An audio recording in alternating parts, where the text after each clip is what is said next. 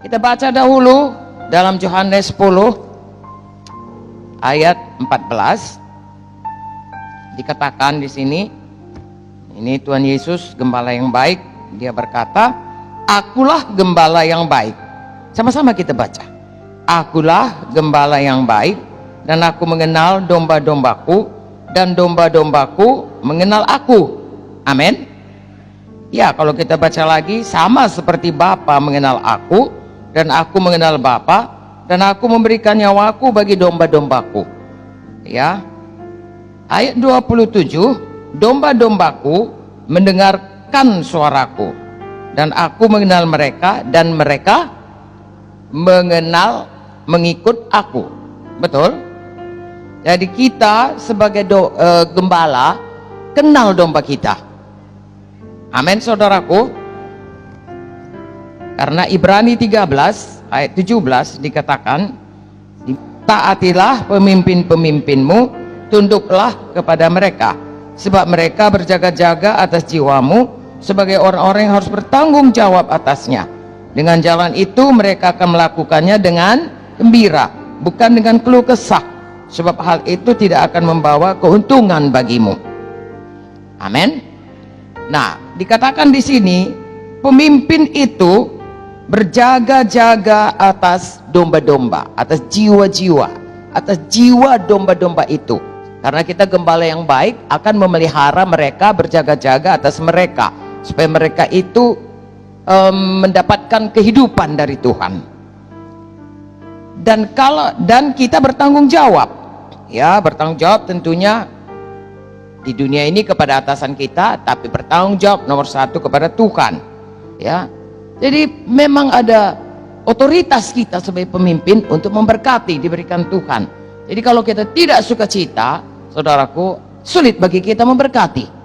Ya, apalagi kalau kita katakanlah tidak dalam roh, yang keluar perkataan-perkataan yang tidak baik. Dan hidup mati dikuasai lidah. Kalau perkataan kita tidak baik, saudaraku, anak-anak rohani kita atau anak-anak badani kita itu tidak mendapatkan berkat, tidak beruntung. Ya, bagian kita tetap mengasihi, memberkati, menolong, ya, menyampaikan dia sedapat-dapatnya, menarik dia seperti gembala menarik domba-domba yang sesat, ya, kembali ke jalan Tuhan. Haleluya.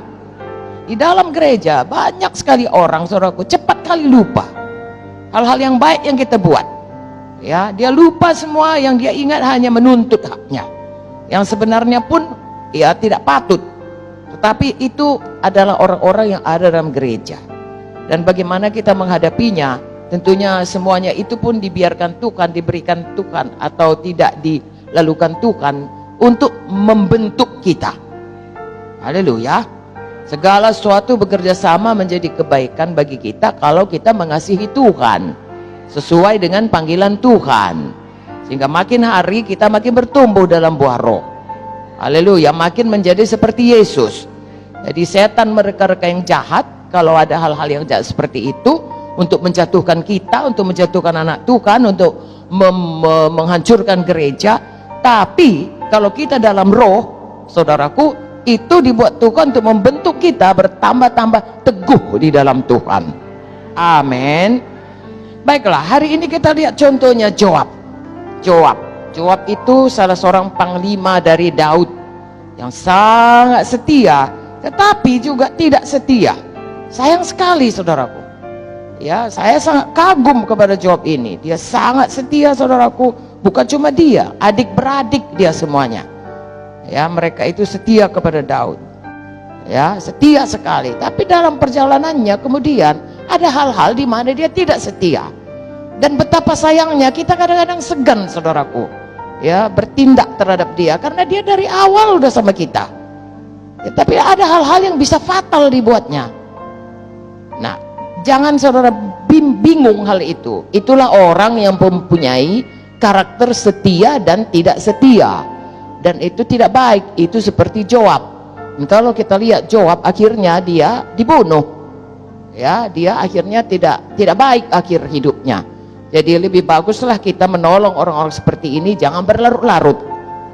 Amin. Ya, kita tidak bisa paksa, tapi bahagian kita menolong supaya jangan sampai menjadi seperti Joab akhir hidupnya. Oke, coba kita baca 1 Samuel 26 ayat 6. Berbicaralah Daud kepada Ahimelek orang Het itu, kepada Abisai anak Zeruya saudara Joab, katanya, siapa turun bersama-sama dengan aku kepada Saul ke tempat perkemahan ini? Jawab Abisai, aku turun bersama-sama dengan engkau.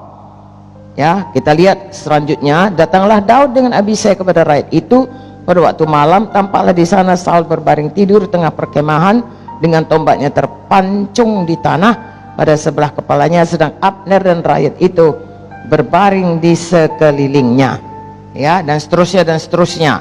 Berhasillah Daud, saudaraku, ya, kemudian tidak membunuh Saul, ya, tetapi dia berhasil memasuki sampai ke dekat Saul dan berkata, lihatlah, aku sudah bisanya membunuh engkau raja, tapi aku tidak bunuh engkau. Ya, Abisai itu adik dari Joab, adiknya dua, satu namanya Asael, satu namanya Abisai. Jadi segenap keluarganya Joab itu dipimpinnya untuk menolong Daud jauh-jauh sebelum Daud jadi raja. Ini masih dikejar-kejar ini sama Saul. Ya, kita berdoa janganlah ada ini, saudaraku. Tapi kita harus berjaga-jaga. Haleluya.